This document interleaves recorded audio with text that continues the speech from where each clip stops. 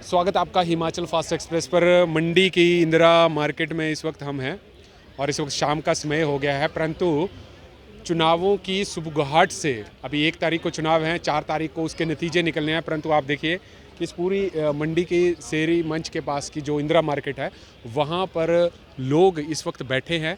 ज़रूर गुफ्तगू ज़रूर इसके ऊपर करेंगे कि क्या राजनीतिक दलों का जो है वो मतलब ट्रेंड है, कहाँ पर जो है इस वक्त किसकी वेटेज जो है वो भारी है।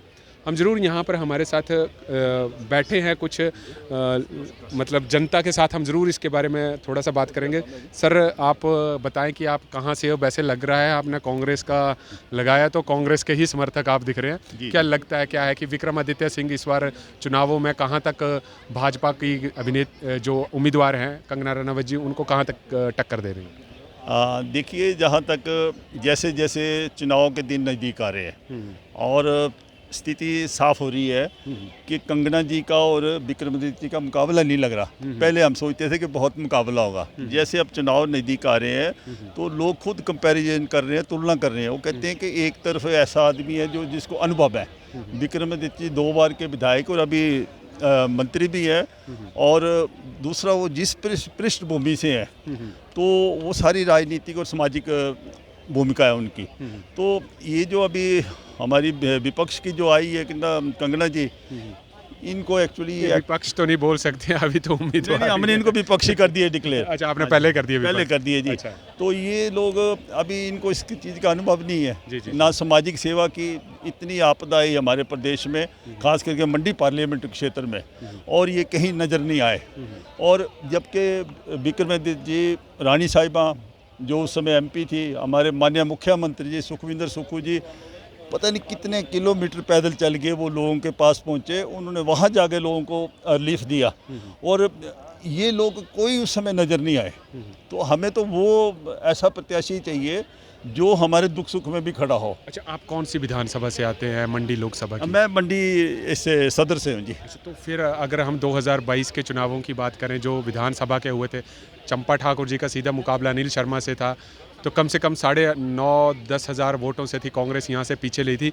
अब का क्या सिनेरियो है आपका? नहीं, उस समय की कुछ स्थिति अलग थी। उस समय ये था कि मंडी से मुख्यमंत्री बनाना है। अच्छा। और मंडी वालों को इन्होंने ऐसे भ्रम में डाल दिया कि मंडी में भाजपा की सरकार आ रही है और मंडी का मुख्यमंत्री बनेगा। जी, जी। आपने देखना बाकी जगह ये साफ हो गए सारे, लेकिन मंडी वाले जो लोग हैं उनको इन्होंने ठग दिया और 9 सीटें ये यहाँ से ले गए। उसका ये परिणाम हुआ। आज भी मंडी वाले इतनी मुश्किल में है, सरकार बनी हुई है, लेकिन यहाँ से हमारा कोई जनप्रतिनिधि नहीं है सरकार में। अगर यहाँ से अगर चुन के जाता कोई तो आज कैबिनेट मिनिस्टर होता, मंडी की जो समस्या है उसको भी उठाता। इन लोगों ने इतनी बुरी तरह लोगों को ठगा उस समय। अच्छा, फिर ये काम नहीं करते, सबसे बड़ी बात है ये। अभी ये बोलते हैं हमारा ड्रीम प्रोजेक्ट है कि ये जो बल वाला जहाँ हम यहाँ बड़े जहाज़ों का अड्डा बनाएंगे, लेकिन वो कुछ भी नहीं हुआ यहाँ इनके टाइम में। हमें तो ऐसा आदमी चाहिए जो हमारे दुख सुख में, जैसे विक्रमादित्य जी, अच्छा युवा भी है, अभी 34 साल उनकी उम्र है, और इतना अच्छा उनका बातचीत करने में, कभी वो लूज टॉक नहीं करते, जो भी बात बोलते हैं टू द पॉइंट बोलते हैं। तो हमें ऐसा चाहिए, हमें ऐसी प्रतिनिधि नहीं चाहिए जिसको ये नहीं पता होगा देश का पहला प्रधानमंत्री कौन था, और जो हमारे जो बागवान हैं, किसान हैं, उनको उग्रवादी कहते हैं। ऐसा थोड़ा हमें चाहिए MP, हमें तो चाहिए ऐसे जो सबको मतलब साथ आप लेके चले। आश्वस्त हैं कहीं ना कहीं, मतलब विक्रमादित्य सिंह को लेकर? नहीं, आश्वस्त नहीं है। अब ये लग रहा है कि 100% हो रहा है। जहाँ भी हम जा रहे हैं सब लोग बोलते हैं पोजीशन अब क्लियर है। अच्छा। क्योंकि सबसे बड़ी बात है कि हमारा जो देश है ये कभी भी ऐसा नहीं चाहेंगे कि, खास करके जो हिमाचल प्रदेश है, यहाँ 98% 95% एक ही धर्म के लोग रहते हैं। ये जो धर्म के नाम पे लोगों को डिवाइड करते हैं वो यहाँ प्रदेश में नहीं होगा। और इस समय तो नेशनल लेवल पर भी लोग समझ गए कि इनको सिर्फ सरकार के बनाने के समय ये याद आता है जात पात और ये सिख हिंदू ईसाई। यहाँ तो वैसे ही सारे लोग एक ही धर्म को मानने वाले ज़्यादातर जी। तो हम कांग्रेस पार्टी है, सबको साथ लेके चलना जानती है। तो इसलिए आज लोग ये एक्सपोज हो गए हैं, लोग समझ रहे हैं कि हमें ऐसा ही जनप्रतिनिधि चाहिए जो विक्रमादित्य जैसा हो, और इतना डायनामिक है, और उनकी बातचीत, और खूब पढ़ा लिखा भी है। सबसे बड़ी बात, पढ़ा लिखा बहुत ज़्यादा है। यहाँ तो पता ही नहीं है कि क्या पढ़े लिखे हैं, क्या कुछ नहीं है पता। इसलिए अब यहाँ के लोगों ने मन बना लिया है कि विक्रमादित्य सिंह ही जीतेंगे जी। जी। आप बताएंगे कि आपका क्या शुभ नाम है सर? मेरा नाम अश्वनी राणा है। मैं जिला एवं सत्र न्यायालय में अधिवक्ता हूँ जी जी। और एक युवा होने के नाते मेरी तो पसंद विक्रमादित्य जी हैं। मतलब आप भी कांग्रेस से ही विचारधारा से संबंध रख रहे हैं मेरे को लग हाँ, रहा है। विचारधारा से अच्छा, तो एक चीज़ बता रहे हैं, अधिवक्ता आप ज़रूर हैं। हाँ जी। एक चीज़ बताइए कि बात करेंगे मंडी लोकसभा की, 1952 से लेके आज तक 14 बार कांग्रेस यहाँ पर विजयी हुई। पीछे भाजपा ने भी काफ़ी लीड ली थी यहाँ से। उपचुनावों की बात करें, आपकी सीटों की अगर हम बात करें तो 4-5 सीटें कुछ ऐसी हैं लोकसभा की, चाहे नाचन की बात करें, मंडी की बात करें, हाँ विधानसभा की, चाहे बल की बात करें, चाहे आप सरका घाट की बात करें, यहाँ पर कहीं ना कहीं कांग्रेस की स्थिति जो थी, बेशक कम ही मतों से जो थे वो पीछे थे।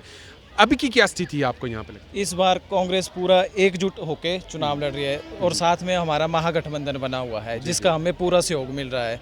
तो मेरा ऐसा मानना है कि विक्रमादित्य जी इस बार 1-1.5 लाख वोटों से भी ज़्यादा मतों से विजयी है? होंगे। मतलब आपने 1.5 लाख वोटों की आपने कर दिया। हाँ जी, हाँ जी। चलिए, आप तो कांग्रेस के ना, अब भाजपा की तरफ से मेरे को कोई दिख नहीं रहा है, जरूर उनसे भी बातचीत करते, परंतु आपका ये है कि 1.5 लाख वोटों से जीते। उनका एक्चुअली विजन है एक, उनका मंडी शहर को लेकर विजन है, पूरे लोकसभा क्षेत्र को लेकर विजन है। लोकसभा क्षेत्र, मंडी लोकसभा क्षेत्र में जितने विधानसभा क्षेत्र आते हैं सभी को लेकर एक विजन है। दूसरी तरफ जो कंगना जी है उनका कोई विजन नहीं है, वो बॉलीवुड से आई है, उन्हें तो अभी मुझे लगता है कि राजनीति की ABC भी नहीं मालूम है, जबकि विक्रमादित्य जी ने बचपन से ही राजनीति देखी है। उनके पिताजी 6 बार के CM रह चुके हैं, वो खुद 2 बार के विधायक हैं और प्रेजेंट में PWD मिनिस्टर हैं। तो मेरी तो सारी जनता से यही अपील है कि एक युवा को ही जिताएं। और चलिए, वो लोकसभा तो में भी। धन्यवाद आपका। जनता के बीच में ज़रूर हम इस वक्त और कोशिश करेंगे, परंतु बात यहाँ पर यह है कि जैसे जैसे चुनाव नज़दीक आ रहे हैं वैसे वैसे नेताओं की जो सरगर्मियाँ हैं वो कहीं ना कहीं तेज़ है।